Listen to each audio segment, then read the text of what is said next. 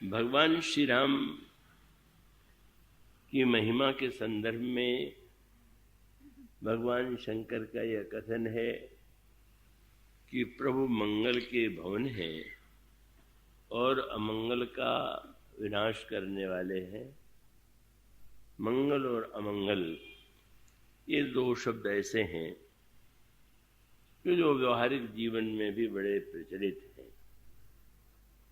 जब ग्रंथ पहले लिखे जाते थे तो उसमें जो स्तुति या वंदना की जाती थी उसकी व्याख्या भी इसी रूप में की जाती थी। ये मंगल के लिए, जिससे रचना में कोई अमंगल उत्पन्न न हो, इसलिए ये वंदना आवश्यक है। तो इस तरह से स्पष्ट है। और जब प्रवचन के प्रारंभ में मेरे माध्यम से भी वंदना होती है तो उसके पहले एक शब्द आपने सुना होगा। गणेश जी महाराज का स्मरण करते हुए जिस शब्दावली का प्रयोग करता हूँ वह है मंगल मूर्तये नमः। हनुमान जी के लिए भी मंगल मूर्ति कहा गया और गणेश जी महाराज भी मंगल की मूर्ति हैं। और गोस्वामी जी महाराज जब श्री रामचरितमानस की रचना प्रारंभ करते हैं तो उसमें एक श्लोक आपको पढ़ने को मिलेगा और उस श्लोक है वर्णानाम अर्थसंघानाम रसानाम छंदसाम्पि, और अंतिम वाक्य है मंगलानाम च कर्तारो वंदे वाणी विनायको। तो ये मंगल शब्द जो है रामचरितमानस में भी अनगिनत बार दोहराया गया है और आप भी अपने पारिवारिक जीवन में जब कोई कार्य इस रूप में संपन्न होता है तो उसे मांगलिक कार्य की संज्ञा दी जाती है। और प्रत्येक व्यक्ति यह चाहता है कि हमारे परिवार में, जीवन में मंगल हो और अमंगल का प्रवेश न होने पावे। भगवान शंकर भी उसी शब्दावली का प्रयोग करते हैं। वे कहते हैं कि जो मंगल के भवन हैं, अमंगल को दूर करने वाले हैं, वे दशरथ अजर बिहारी प्रभु श्री राम भद्र द्रवित हो करुणा करें।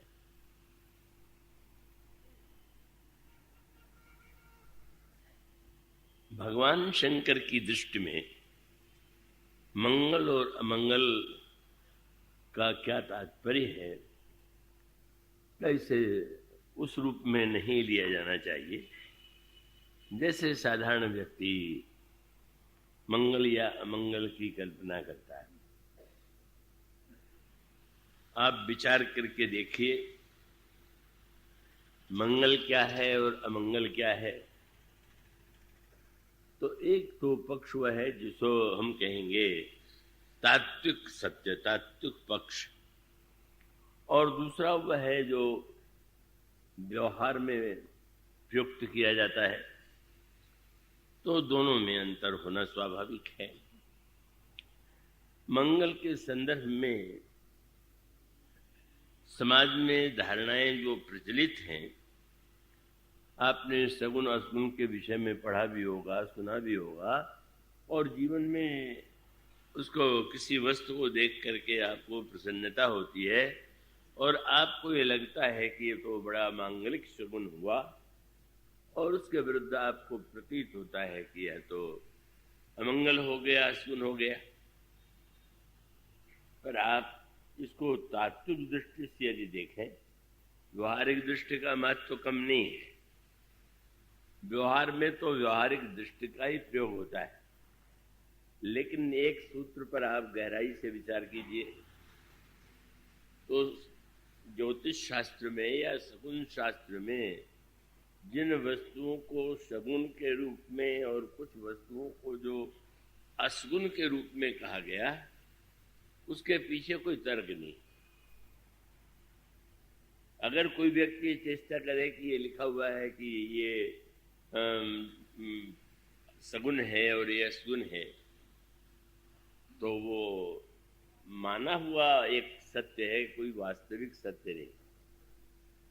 और बड़ी अनोखी बातें हैं। अब वो बात बहुत सी जानते होंगे, अब वो बात थोड़ी बड़ी अटपटी भी लगती। कहते हैं कि अगर यात्रा करते हुए सन्यासी दिखाई दे जाए तो आप सगुन लीजिए। सन्यासी को हम भगवान नारायण का रूप मान करके उसकी वंदना करते हैं, सर्वश्रेष्ठ आश्रम पर वो कहते हैं कि नहीं सन्यासी। और उससे भी बड़ी विचित्र बात लिखी है, उसको आप सही अर्थों में लेंगे कि वेश्या का दर्शन शुभ है। कैसी विचित्र सी बात है, पर है, सगुन शास्त्र तो यही कहता है। और इतना ही नहीं, अनेक वस्तुएं ऐसी हैं जैसे कहते हैं कि अगर कोई यात्रा करते हुए शव मुर्दा दिखाई दे जाए और मुर्दे के साथ रोने वाला कोई न हो तो ये सगुन। अब कोई मर गया है और वो सगुन शास्त्र कहता है ये सगुन हुआ। तो ऐसी बहुत सी बातें हैं। और क्या अधिकांश जो सगुन के और अशगुन के रूप में लिखे गए हैं उनका कोई तात्विक या तार्किक अभिप्राय है ही नहीं। तब बहुत गंभीर होने से इसको मैं बहुत विस्तार नहीं दूंगा। तो एक होता है समूहगत संस्कार, कृपया आप एकाग्रता से उसे सुनेंगे। और ये जो समूहगत संस्कार होते हैं वो भिन्न भिन्न देशों में अलग अलग होते हैं। अब इस देश में ये मानते हैं कि बिल्ली रास्ता काट दे तो असूल है, और विदेशों में जो शकुन मानने वाले हैं वो बिल्ली को बड़ा शकुन मानते हैं। तो इसका अर्थ ये हुआ कि एक देश में जिसे सगुन मानते हैं दूसरी जगह असुन भी मानते हैं, और सगुन असुन के पीछे कोई तात्विक सत्य या तर्क है नहीं। तब क्या है? मैंने जो शब्द कहा वो थोड़ा अधिक एक गंभीर और वो सब के लिए बोधगम्य शायद न हो। वो ये है कि जो समाज की और व्यक्ति की जो रचना होती है और उसके मन में जो बातें आती हैं या जो कुछ कहता है वो तात्विक बिल्कुल नहीं होती। अब वो कई बातें ऐसी हैं कि थोड़ा स्पष्ट दृष्टांत दे दें कि वेद मंत्रों के लिए हमारे परंपरिया है, मानते हैं कि वो किसी व्यक्ति की रचना नहीं।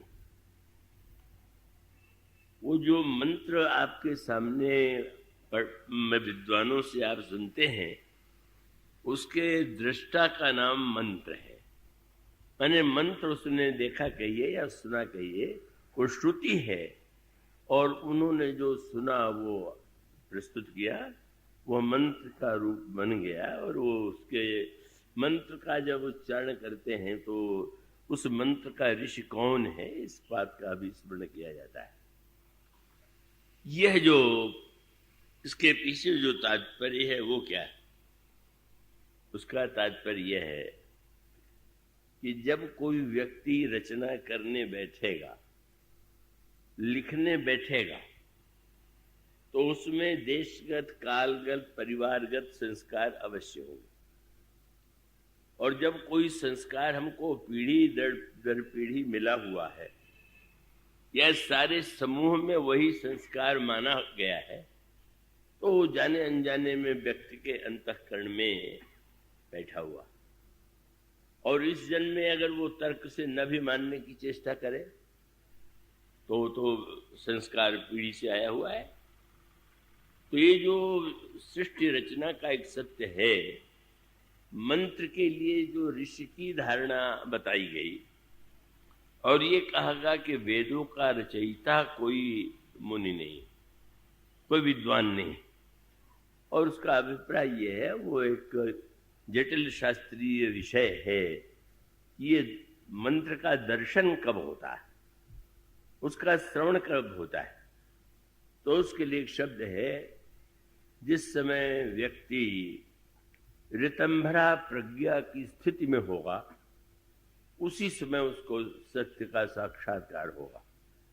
अब वो व्यवहार में तो शब्द बड़ा जटिल हो गया, और उसका अर्थ है कि ऋतंभरा प्रज्ञा तो वो स्वयं अपने आप में बड़ा जटिल शब्द है। इसका अभिप्राय ये है, आप अगर ग्रंथों में अध्ययन में आप रुचि रखते हो और दर्शन शास्त्र को आप पढ़ते हो, तो आप उसमें एक पद्धति योग की, और योग के माध्यम का तात्पर्य क्या है, मैं थोड़ी देर बाद चेष्टा करूंगा कि वो अत्यंत सरल हो जाए, पर वो प्रसंग है तो उसकी चर्चा आवश्यक है। तो उसका मूल तात्पर्य यह है कि वस्तुतः बुद्धि तो प्रत्येक व्यक्ति के पास है, मन भी है और चित्त और अहंकार भी है, लेकिन कोई वस्तु आपके पास हो, वो गंदी हो गई हो, मैली हो गई हो, वस्तु होते हुए भी वो तो अपने सही रूप में नहीं।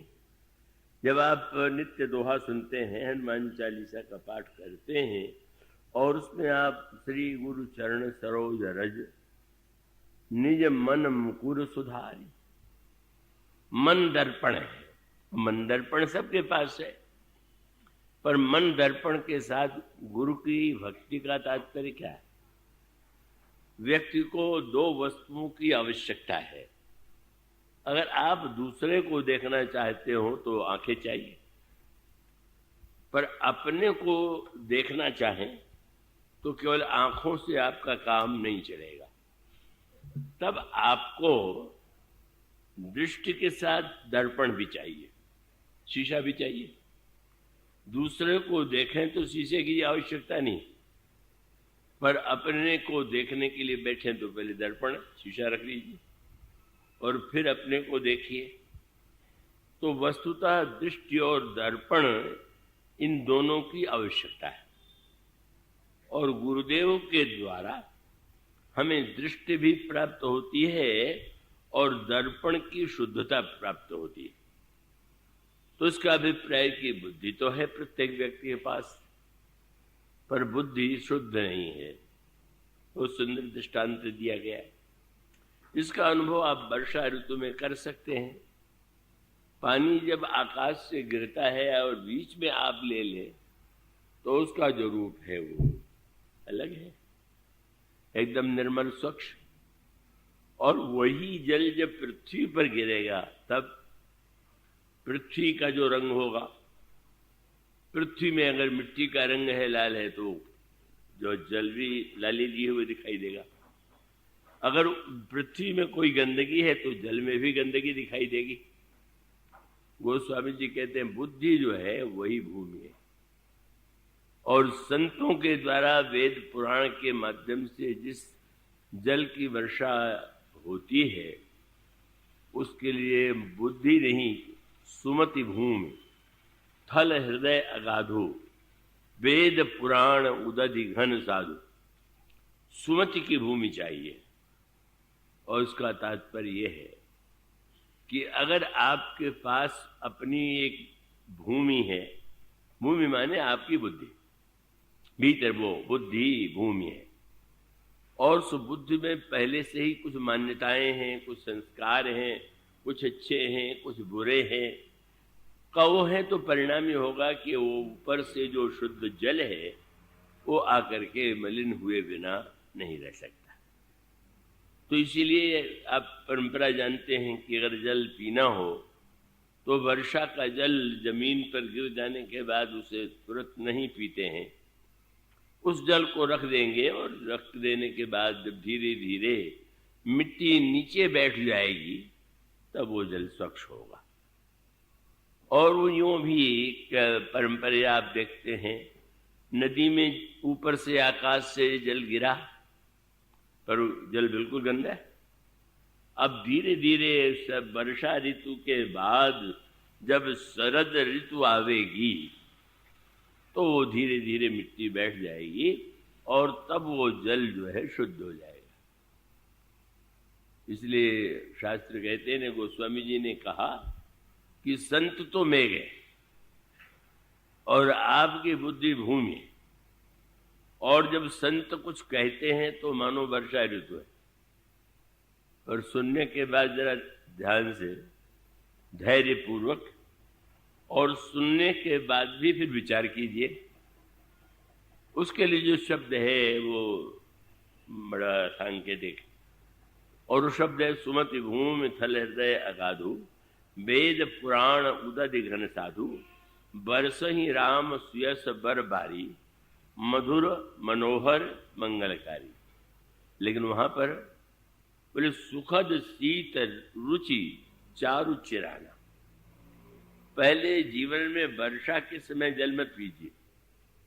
जब वर्षा के जल की मिट्टी बैठ जाए तब वो पवित्र है, और वो धीरे धीरे बैठती है मिट्टी, और जब वर्षा के बाद शरद ऋतु आती है तो जल स्वच्छ हो जाता है। क्या इसका अभिप्राय है कि हम बड़े बुद्धिमान हैं, ये समझ करके आप अगर जीवन में व्यवहार करेंगे तो बुद्धि में जो दोष हैं वो जीवन में आए बिना नहीं रहेंगे।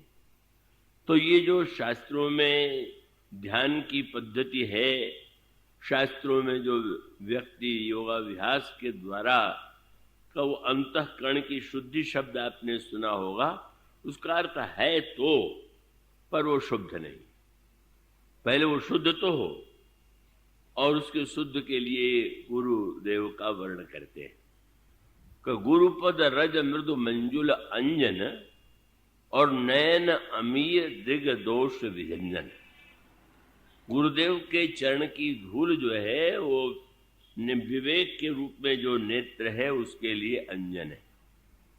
और अयोध्या कांड के प्रारंभ में कहते हैं, श्री गुरु चरण सरोज रज, निज मन मुकुर सुधारी, वर्णऊ रघुबर विमल यश जो दायक फलचारी। और इसका सीधा सा तात्पर्य कि मन आपके पास है, बुद्धि आपके पास है, पर वो मन भी मलिन है, और बुद्धि भी, जिसको आप बड़ा बुद्धिमत्ता पूर्वक मानते हैं कि हम बड़े बुद्धिमान हैं, वो बुद्धि भी अनेक संस्कारों से मलिन हो चुकी है। सत्संग करने का अर्थ क्या हुआ?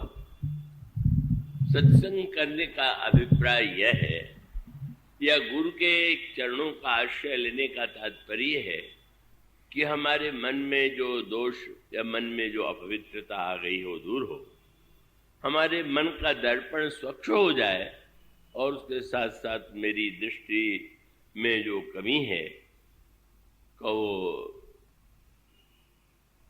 दूर हो जाए। यही साधना का उद्देश्य है। और साधना के उद्देश्य ऋतंभरा प्रज्ञा माने जितनी बातें आपको पढ़ाई गई, सुनाई गई, सिखाई गई, आपको उससे ऊपर उठाना है। अभी मत उठ जाइएगा, अभी आप वहीं रहिएगा, वहीं से धीरे धीरे उठिएगा। इसीलिए हमारे आश्रम में अंतिम आश्रम संन्यास है। अब यज्ञोपवीत में कितना विद्वानों को बुलाया जाता है, मंत्रोच्चार होता है, और बड़ा दिव्य, सचमुच उपवीत का संस्कार बड़ा दिव्य है, लेकिन सन्यासी जनेऊ को उतार के रख देता है। यह चोटी के प्रति हमारे मन में बड़ा महत्व है, होना भी चाहिए, लेकिन सन्यासी ने उस चोटी को भी, तो उसका अर्थ बड़ा गंभीर है। और इसका अभिप्राय कि जो कुछ आप मानते रहे हैं उसके द्वारा आप व्यवहार भले ही करें, लेकिन आपको तो धीरे धीरे उससे ऊपर उठना ही चाहिए। और जो ये प्रकार के जो बुरे संस्कार हैं, पहले उनको मिटाइए, और बुरे संस्कारों के बाद जिसे हम अच्छा संस्कार कहते हैं, वह भी जब मिट जाए तब अंतःकरण में जो जिस दिव्य प्रज्ञा का उदय होता है उसी का नाम है ऋतंभरा प्रज्ञा। वह प्रज्ञा कि जिसमें केवल सत्य का उदय होता है और कुछ नहीं। इसलिए यह जो धारणा एक सामाजिक है, मान्यता प्रचलित है, वो व्यवहारिक अर्थों में उपयोगी है, और उसे मानना बिल्कुल ठीक है। समय से पहले उसको न मानना भी ठीक नहीं है। पर धीरे धीरे उस धारणा से उठने का प्रयास कीजिए और मंगल अमंगल को वस्तुगत मत देखिए, देशगत या परिवारगत मत देखिए। जैसे आप देवता की पूजा करें और आप देवता को पुष्प चढ़ावें और पुष्प या माला गिर पड़े तो कहते बड़ा सगुन हुआ। और बंगाल में एक विशेष संप्रदाय में भी नियम है कि अगर हम देवी को पुष्प या माला पहनावें और गिर पड़े तो बड़ा असगुन हुआ। अब बंगाल का सगुन और उत्तर प्रदेश का सगुन असगुन अलग अलग हो गया। और उसका मूल तात्पर्य क्या है? फूल गिरना सगुन है कि फूल न गिरना सगुन है, वो तो व्यक्ति अपना अर्थ लेता है। एक व्यक्ति अगर ये अर्थ ले कि देवी ने हमारी पूजा नहीं स्वीकार किया, फूल नहीं स्वीकार किया, तो असगुन हो गया। और एक व्यक्ति ने अर्थ लिया कि देवी ने प्रसाद दिया तो सगुन हो गया। माने वो सगुन असगुन आपके द्वारा लगाए गए जो संस्कार के अर्थ है उस पर नहीं थे। तो व्यवहार के बाद शंकर जी जब मंगल और अमंगल की चर्चा करें तो वो तो कोई वस्तुगत नहीं है, वह तो एक तात्विक सत्य है जिसको मंगल और अमंगल कहते हैं। भगवान शंकर जब कहते हैं कि मंगल भवन अमंगलहारी, तो आप जिन वस्तुओं को अमंगल असगुन माना गया है, शंकर जी तो उसी के रूप सारा अमंगल जो है, अब उसको उनकी बारात में जितने आप शकुन थे सब हुए। अगर ज्योतिष शास्त्र या शकुन शास्त्र को देखें तो शंकर जी की बारात में को मुखहीन, विपुल मुख काहू, बिनु कर पद कोई बिनु पद बाहू, और विपुल नयन को नयन विहीना। कोई आंख वाला, एक आंख वाला, कोई दो आंख वाला, कोई सैकड़ों आंख वाला। मानो शंकर जी के साथ जितनी वस्तुएं हैं वो तो साक्षात अमांगलिक ही मानी जाती है, अशुभ है। और इसलिए भगवान शंकर जब उन्हें धारण करते हैं, उसका बड़ा मीठा प्रसंग आता है। देवर्षि नारद को यह ज्ञात होना स्वाभाविक था कि भगवती सती इस जन्म में पार्वती का रूप धारण करके हिमालय के घर में प्रकट हुई, मैना जी के द्वारा प्रकट हो गई और वो पहुंच गए। थोड़े दिनों के बाद हिमांचल ने और मैना ने उनका पूजन किया और पूजन करने के बाद कहा कि महाराज, मेरी कन्या की हस्त रेखा देख करके कृपा करके आप बताइए कि कैसी हमारी कन्या का भाग्य कैसा है। तो उन्होंने कहा कि तुम्हारी कन्या तो बड़ी अद्भुत है, यही कर नाम सुमिरि संसारा, ये चढ़िए पतिव्रत असिधारा, सुलक्षण सुता तुम्हारी। अब एक बात तो आप जानते हैं कि आप भले ही चेष्टा करें कि केवल असगुन हो और असगुन न हो, पर ऐसा तो नहीं हो सकता कि यात्रा में चले तो जितने असगुन माने जाते हो उनको आप पहले हटवाएं, इनको हटा दीजिए। कई लोग ऐसा भी करते हैं। हमारे एक परिचित सज्जन थे, यहाँ आए, उनको एक रोग लग गया कि अभिजीत नक्षत्र सबसे श्रेष्ठ होता है। अभिजीत मध्याह्न काल में दिन में आता है। अब उनकी धारणा उस सीमा तक पहुंच गई कि जब यात्रा करते थे और ये लगा कि गाड़ी तो 11 बजे स्टेशन से छूट जाती है और उनका अभिजीत आवेगा 12 बजे, तो कई धनवान होने से कई सेवकों को भेज देते थे कि पीछे से कई स्टेशनों से जंजीर खींचना शुरू कर दो, जिससे यहाँ आते आते 12 बज जाए। मैंने कहा क्या पागलपन है, आपको ये धारणा बन गई, माने आप अभिजीत को बलात् बुलावेंगे और इसके लिए हजारों यात्रियों को वो सिर पीटेंगे कि किसने जंजीर खींच दिया। तो अब कई लोग ऐसे होते हैं, हमारे 25 सज्जन थे,